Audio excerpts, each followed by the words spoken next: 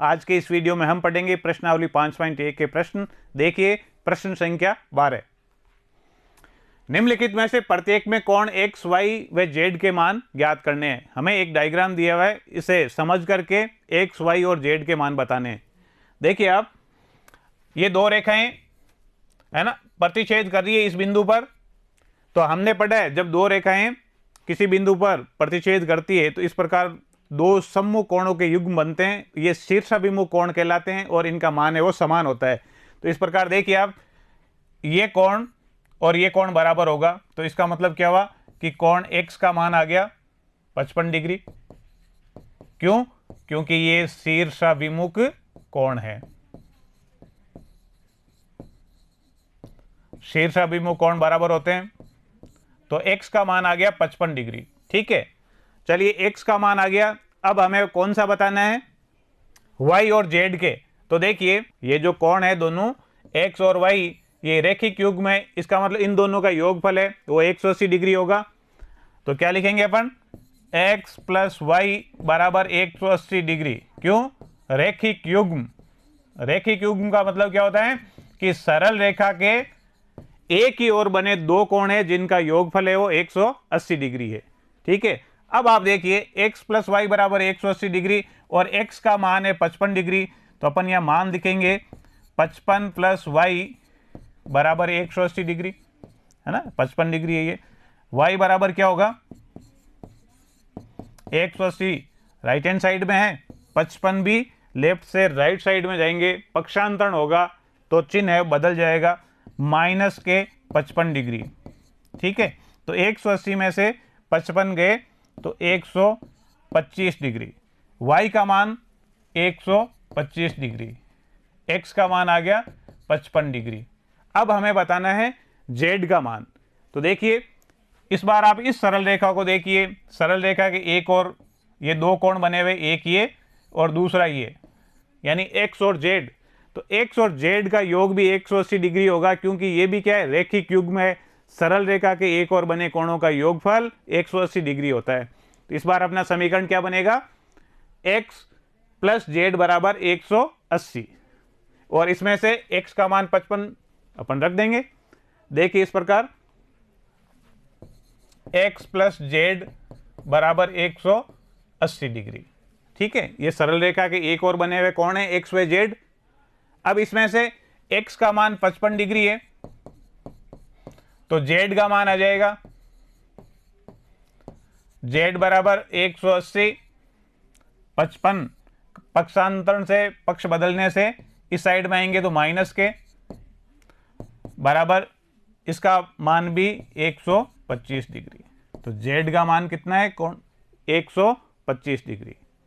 ठीक है बच्चों, ये देखिए x का मान आ गया शुरू में 55 डिग्री, y का मान 125 डिग्री और z का मान, इसका मान भी 125 डिग्री। तो x, y व z तीनों के मान हो गए।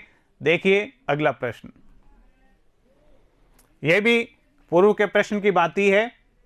इसमें देखिए अब ये सरल रेखाएं हैं x और y, आपस में प्रतिच्छेद कर रही है इस बिंदु पर।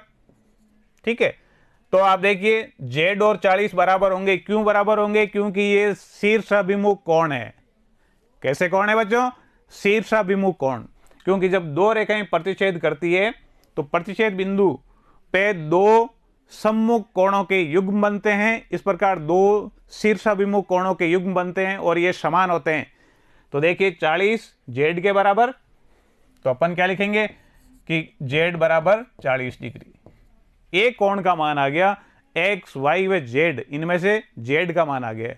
अब देखिए इसके साथ में ये जो दूसरा युग्म बनता है शीर्षाभिमुख कोणों का, है ना, ये पूरे समेत ये बराबर होगा। तो कौन कौन सा बराबर होगा? y बराबर x प्लस 25 डिग्री, ये अपनी समीकरण है। ठीक है, और एक समीकरण और बनानी है अपने को। देखिए आप, सरल रेखा x के एक और बने कोण कौन से हैं?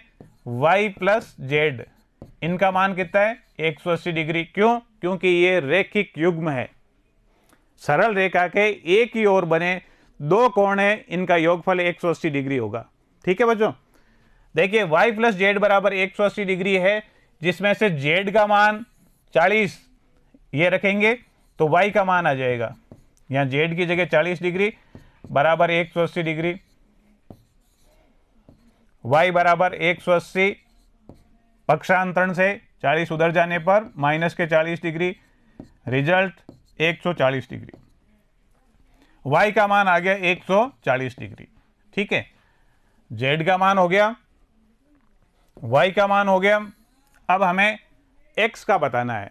ठीक है बच्चों, तो देखिए x के लिए ये है, अभी अपन ने समीकरण बनाया था कि ये शीर्षाभिमुख कोणों का युग्म ये है, यानी y किसके बराबर है, इस पूरे के बराबर है, तो y बराबर x प्लस 25। अब इसमें मान रखें y का कितना है 140 बराबर x प्लस 25।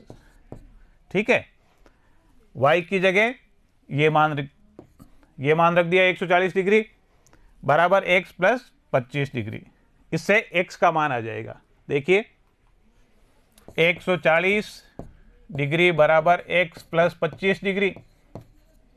ठीक है, 140 है जैसे कि जैसे, बराबर का चिन्ह, 25 डिग्री जो राइट हैंड साइड में, इनको जब अपन लेफ्ट हैंड साइड में लाएंगे पक्ष बदलेगा, पक्षांतरण से इधर आने पर ये हो जाएंगे माइनस के 25 डिग्री।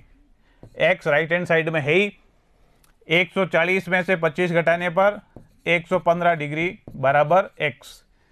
हमें पता है कि समीकरण के दोनों पक्ष, दाएं पक्ष को बाएं पक्ष में या बाएं पक्ष को दाएं पक्ष में लिखें तो समीकरण है वो अपरिवर्तित रहता है, तो मैं लिख सकता हूं 115 डिग्री बराबर x या x बराबर 115 डिग्री।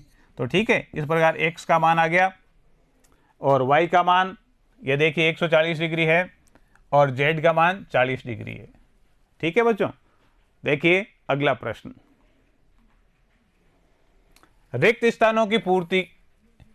इस प्रश्न में हमें रिक्त स्थानों की पूर्ति करनी है, कथन दिए हुए हैं उनको पूर्ण करना है। तो बच्चों ध्यान से पढ़िए और इसका जवाब देना है। यदि दो कोण पूरक है ना, हमने पढ़ा है पूरक कोणों के बारे में, ऐसे कोण जिनका योगफल है 90 डिग्री हो, ऐसे दो कोण जिनका योगफल 90 डिग्री हो वो एक दूसरे के पूरक कहलाते हैं। तो उनके मापों का योग कितना होगा, 90 डिग्री होगा। ठीक है, यदि दो कोण संपूरक है, हमने संपूरक कोणों के बारे में पढ़ा है कि ऐसे दो कोण जिनका मापों का योगफल 180 डिग्री हो वो एक दूसरे के संपूरक कहलाते हैं। तो उनके मापों का योग कितना होता है, 180 डिग्री। पूरक कोणों के मापों का योग 90 डिग्री, संपूरक कोणों के मापों का योग 180 डिग्री होता है। ठीक है, रैखिक युग्म बनाने वाले दो कोण होते हैं। देखिए जैसे सरल रेखा के एक और बने ये दो कोण है, तो ये रैखिक युग्म है। तो रैखिक युग्म बनाने वाले दो कोण संपूरक होते हैं। संपूरक होते हैं इसका मतलब 180 डिग्री इनका योग होता है। ठीक है, तो रैखिक युग्म बनाने वाले दो कोण संपूरक होते हैं, यानी इनका योगफल है वो 180 डिग्री होता है। अगला प्रश्न, यदि दो आसन कोण संपूरक है तो वह बनाते हैं। पहले अपन दो आसन कोण बनाते हैं इस प्रकार जो कि संपूरक है। तो इस प्रकार देखिए ये आसन कोण जो संपूरक है ना, ये आसन कोण है, ये इनमें उभयनिष्ठ भुजा ये वाली, ये उभयनिष्ठ शीर्ष, और उभयनिष्ठ भुजा के अतिरिक्त जो भुजाएं हैं वो एक सरल रेखा में होनी चाहिए। तो ये क्या बना रहे हैं, ये एक तरह से रैखिक युग्म बनाते हैं। तो क्या लिखेंगे अपन, रैखिक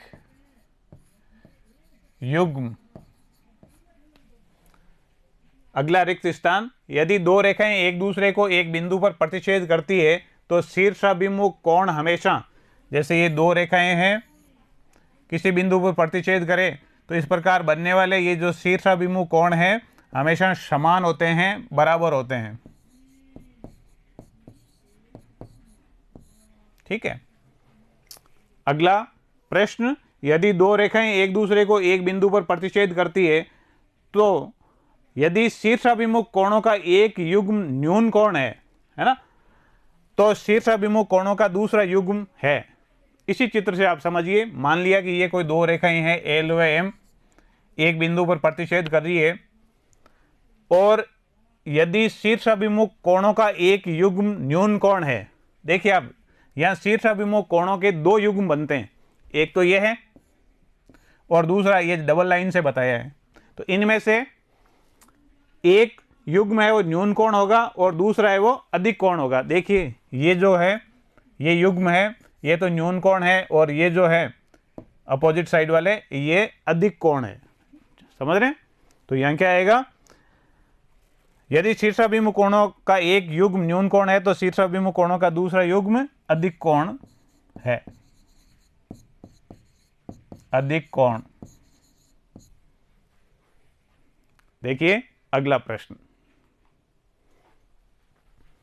संलग्न आकृति में निम्नलिखित कोण युग्मों का नाम दीजिए। जैसे ये अपने को एक चित्र दिया हुआ है, शीर्षाभिमुख अधिक कोण, यानी शीर्षाभिमुख होना चाहिए और अधिक कोण होने चाहिए। तो इस प्रकार आप देख रहे हैं ये दो रेखाएं ये काट रही है आपस में, तो एक तो ये कोण बन रहे शीर्षाभिमुख जो न्यून कोण है और ये जो कोण है शीर्षाभिमुख अधिक कोण है। तो कौन कौन से हुए, पहले इसका नाम बताएं। मान लो ये है O, तो ये कौन सा हो गया, AOD, कोण AOD। और दूसरा BOC, BOC, ये बराबर होंगे। ठीक है। अगला भाग, आसन पूरक कोण। पूरक कोण और आसन यानी नजदीक बने हुए दो ऐसे कोण जिनका योगफल है वो 90 डिग्री हो।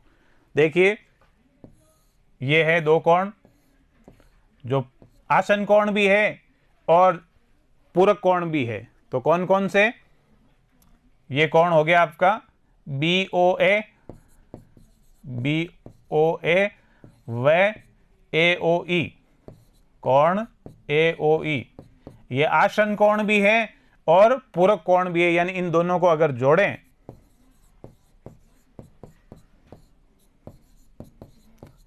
तो मान है वो 90 डिग्री आता है।